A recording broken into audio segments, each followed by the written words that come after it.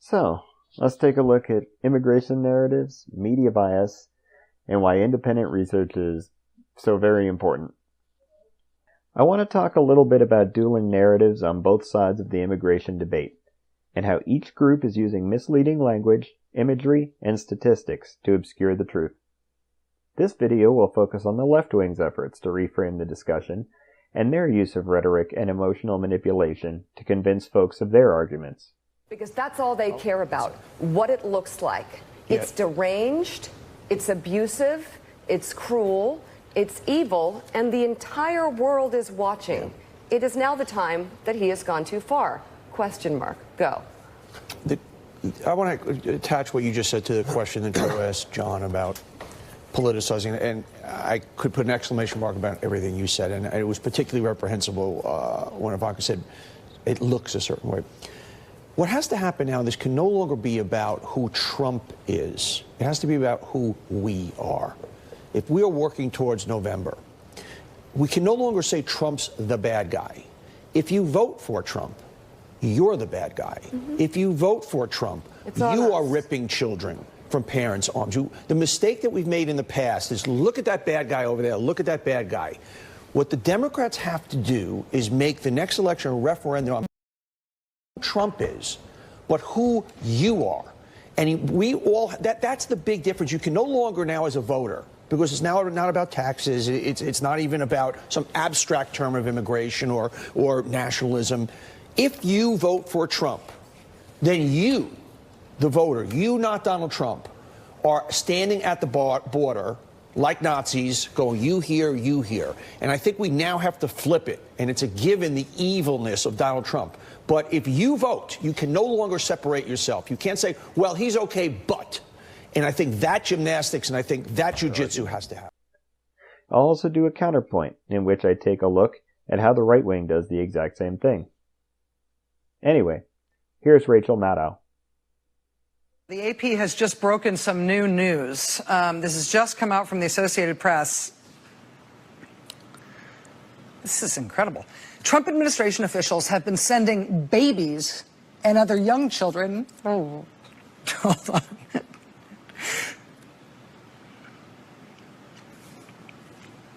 To at least 3.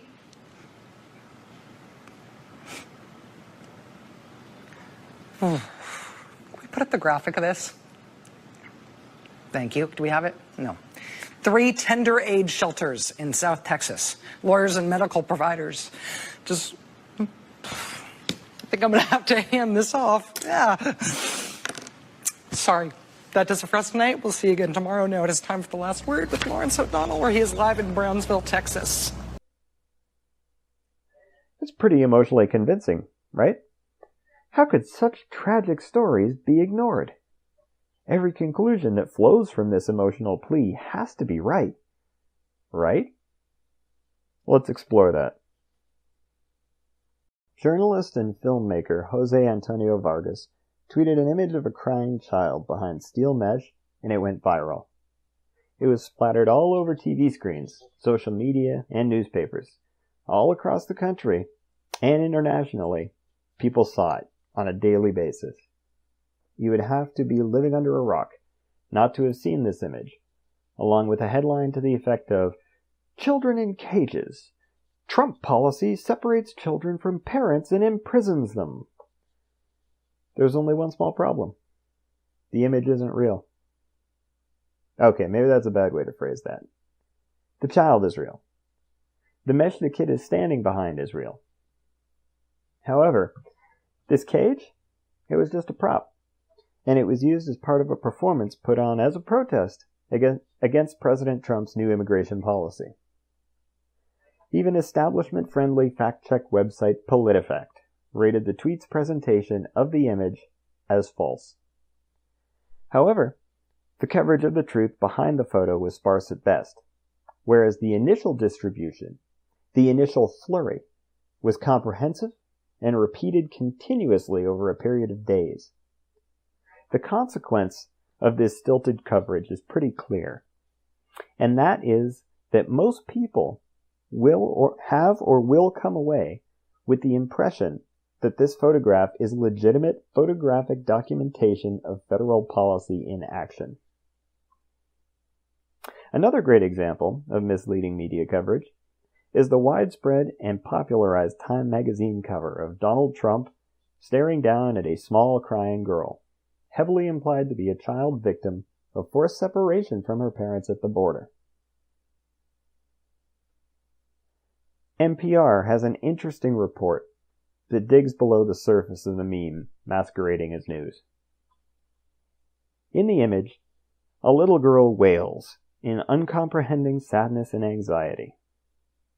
Her face flushed, nearly as pink as her shirt and shoes, she stares up at her mother and a U.S. official, both too tall to be seen. The 2-year-old Honduran child's panic is so palpable, it's difficult for a viewer not to feel it too. Perhaps it's little wonder, then, that the photograph became linked with the controversy over a Trump administration policy that had, before the president walked it back Wednesday, separated more than 2,300 migrant children from their parents since early May. The image has traveled so widely and has become so recognizable, Time could pull her figure out of context and set it beside a looming Trump on the magazine's latest cover, rendering it a symbol of the reckoning after Trump's border separation policy. There's a complication, though. The little girl was not ultimately separated from her mother. According to her father, the man whom Reuters identified as Denis Valera has told multiple media outlets that mother and daughter were detained together while seeking asylum in Texas. Border Patrol agent Carlos Ruiz backed this account in an interview with CBS News. He said that when he encountered 32-year-old Sandra Maria Sanchez after her illegal crossing, he detained her for a proper search, but asked her to set her daughter down before doing so. So the kid immediately started crying as she set her down, Ruiz told the network. I personally went up to the mother and asked her, "Are you doing okay? Is the kid okay?" And she said, "Yes, she's tired and thirsty. It's 11 o'clock at night." They're using it to symbolize a policy, and that was not the case in this picture, he added. It took less than 2 minutes. As soon as the search was finished, she immediately picked the girl up, and the girl immediately stopped crying. So here are two extremely widely distributed memes that have strongly influenced the opinion and perception of reality of many people. Yet ultimately, the images and the accompanying messages were at best misleading, and at worst false. Better yet, many politicians have opportunistically used the effects of these misrepresentations to their own benefit, both in terms of policy and in terms of electioneering for November. Surely, though, misleading the public for political gain is just a left-wing tactic. Or is it?